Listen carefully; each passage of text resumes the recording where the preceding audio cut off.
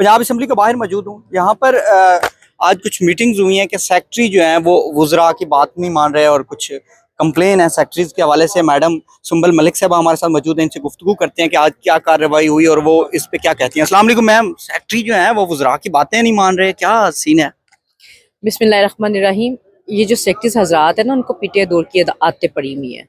उनको पिंकी पीड़नी की और उनकी बातें मानने की आदत थी। वो भी अपने जो MPs हैं उनकी बातें नहीं मानते थे, लेकिन अल्हम्दुलिल्लाह आज जो हमारे मिनिस्टर हैं उन्होंने बहुत दलेराना जुर्रतमंदी का जो है ना वो मुजाहरा किया है, और जो उनके डिपार्टमेंट के मुतल्लिक और जो मामला थे उन्होंने बहुत फ़राख दिली से और अच्छा झूठ नहीं बोला, उन्होंने सफाई और सच जो है ना उन्होंने बताया है।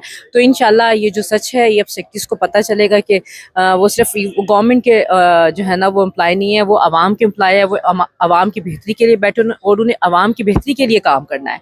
अगर हम लोग MPs उनके पास कोई काम लेके जाते तो अपने अपने मसाइल नहीं लेके जाते, हम लोगों के मसाइल लेके जाते।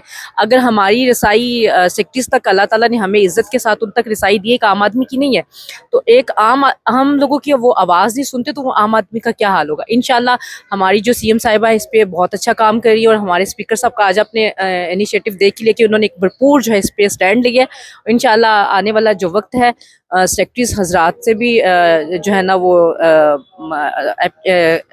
रिक्वेस्ट है कि वो कम से कम एक MPA जब जाता है वो आवाम की आवाज़ लेके जाता है, लोगों के काम के लिए जाता है। अगर उसको कोई अपना ज़ाती काम नहीं है, लोगों के काम है, तो जो काम जायज़ हैं करने वाले हैं वो उन्हें करें, जायज़ कामों की तरफ आएँ। जो नाजायज़ उनको आदतें पड़ी हुई हैं पिंकी पीड़नी की तरह की, उसको छोड़ दें। मैडम 7-8 मंथ हो गए आप लोगों की हुकूमत है, तो तब से ऐसे चलता आ रहा है, मतलब कि किसी की कोई बात नहीं मानी गई।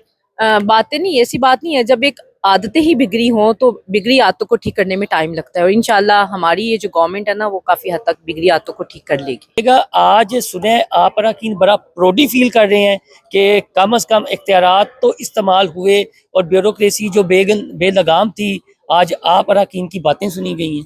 बिस्मिल्लाहिर्रहमानिर्रहीम। देखिए, पहली बात तो ये है कि इस मुअज़्ज़ज़ ऐवान का रुकन होना बज़ाते ख़ुद एक बाइसे फ़ख्र है, क्योंकि हम सारे के सारे जो मेंबर्स हैं यहाँ पर आवाम की आवाज़ बनकर यहाँ पर आते हैं।